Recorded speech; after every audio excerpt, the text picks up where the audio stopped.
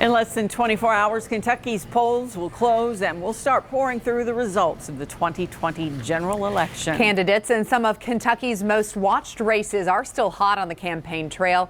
Evening Edition's Mike Valenti is tracking the candidates in Kentucky's 6th congressional district, Democrat Josh Hicks and Republican incumbent Andy Barr.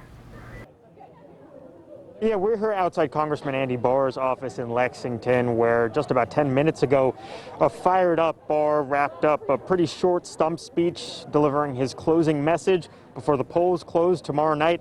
And it wasn't exactly a hyper-local message. A lot of what he said echoed what you'd hear from President Trump across the trail in the Great Lakes or the Midwest. He talked about fracking.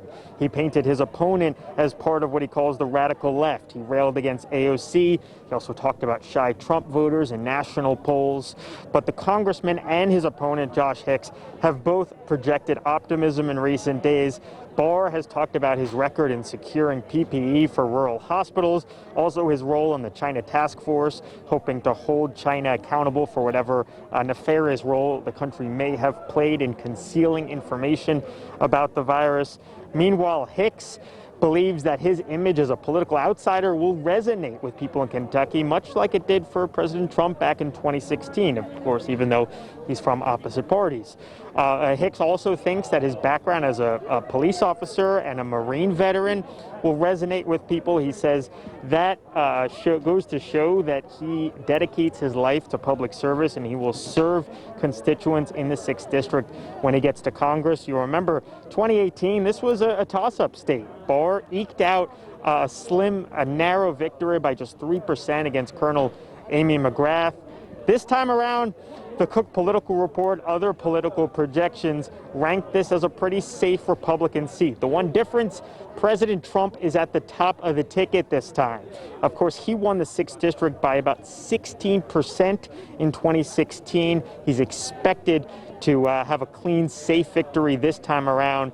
So Andy Barr, you heard him echo a lot of what you hear from the president on the trail. Still, Hicks' campaign, they're confident. They are projecting optimism. They believe that someone like Hicks, a Fleming County native, someone who has been in Kentucky his whole life, can reach out to those Obama-Trump voters, those people who may be frustrated with the president and frustrated with Congressman Barr over his last several terms.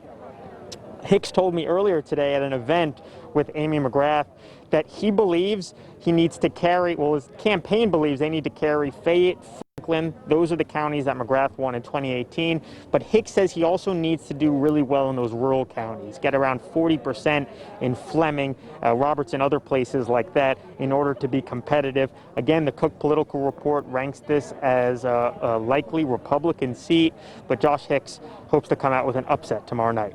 We're live in Lexington. Mike Valenti, LEX 18 News.